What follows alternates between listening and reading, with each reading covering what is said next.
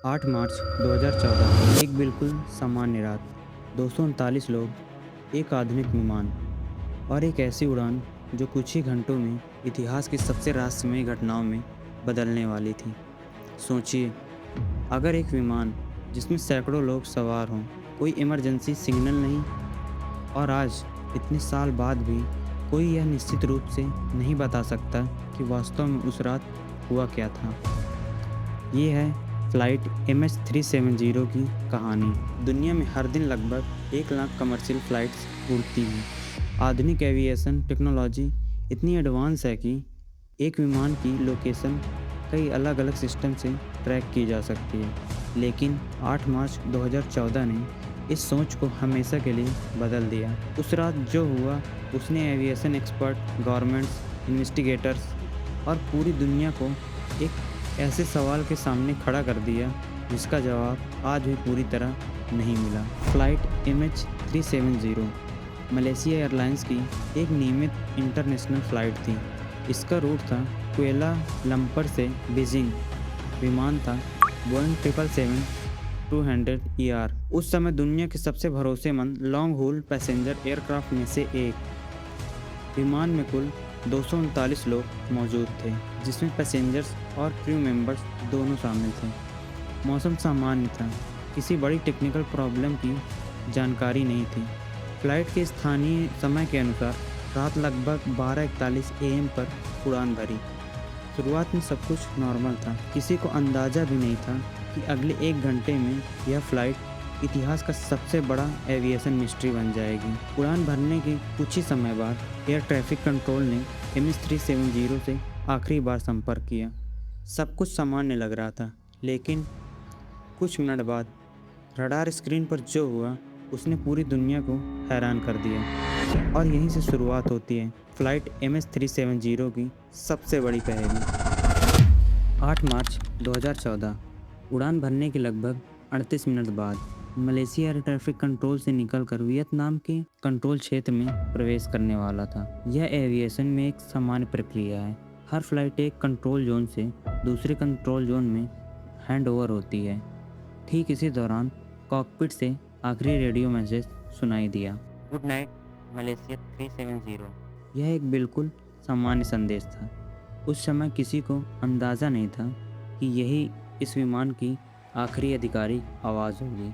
कुछ ही मिनट बाद विमान का सेकेंडरी सर्विलांस रडार सिग्नल गायब हो गया। यह वही सिस्टम है जो ट्रांसपोंडर की मदद से एयरक्राफ्ट की पहचान और ऊंचाई जैसी जानकारी भेजता है।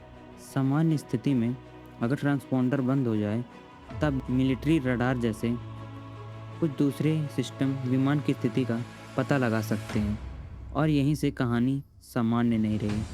बाद में मिलिट्री रडार डाटा के आधार पर जांचकर्ताओं ने निष्कर्ष निकाला कि विमान ने अपनी तय दिशा जारी नहीं रखी। इसके बजाय उसने अचानक दिशा बदली और पश्चिम की ओर मुड़ गया। यह मोड़ सामान्य कमर्शियल रूट का हिस्सा नहीं था, लेकिन सबसे बड़ा सवाल अभी बाकी था। अगर विमान क्रैश हो गया था तो कोई इमरजेंसी सिग्नल क्यों नहीं मिला? अगर टेक्निकल फेलियर हुआ था तो पायलट्स ने डिस्ट्रेस कॉल क्यों नहीं भेजी? और अगर किसी ने जानबूझकर ट्रांसपोंडर बंद किया तो क्यों? बाद में सैटेलाइट कम्युनिकेशन डाटा से यह संकेत मिला कि विमान कई घंटों तक हवा में रहा, यानी वह आखिरी रेडियो मैसेज के तुरंत बाद नष्ट नहीं हुआ था। इस जानकारी ने पूरी जांच की दिशा बदल दी। अब यह सिर्फ एक लापता विमान का मामला नहीं था, बल्कि एक ऐसी पहेली बन चुकी थी जिसमें हर नए जवाब के साथ नए सवाल पैदा हो रहे थे। दुनिया भर की गवर्नमेंट्स, मिलिट्री एजेंसीज और एविएशन एक्सपर्ट्स अब एक ऐसे विमान को खोज रहे थे जिसका कोई निश्चित स्थान नहीं था। इसके बाद शुरू हुआ इतिहास का सबसे महंगा और सबसे बड़ा ओशियन सर्च ऑपरेशन। लेकिन महीनों की तलाश के बाद भी सवाल वही था, MH370 आखिर गया कहाँ? MH370 के गायब होने के बाद पूरी दुनिया हरकत में आ चुकी थी। मलेशिया, ऑस्ट्रेलिया, चाइना और कई अन्य देशों ने इंडियन ओशन के विशाल क्षेत्र में सर्च ऑपरेशन शुरू किया। Satellites, ships, aircraft, deep sea sonar, आधुनिक टेक्नोलॉजी का लगभग हर उपलब्ध साधन इस्तेमाल किया गया, लेकिन महासागर बहुत बड़ा था और सुराग लगभग ना के बराबर। कई महीनों बाद इंडियन ओशन के किनारों पर विमान के कुछ मलबे मिलने शुरू हुए। इनमें से कुछ हिस्सों की जांच के बाद विशेषज्ञों ने निष्कर्ष निकाला कि वे MH370 से जुड़े थे। इन टुकड़ों ने संदेश दिया कि विमान संभवतः साउथ इंडियन ओशन में समाप्त हुआ था, लेकिन सबसे महत्वपूर्ण सवाल अभी भी खाली था।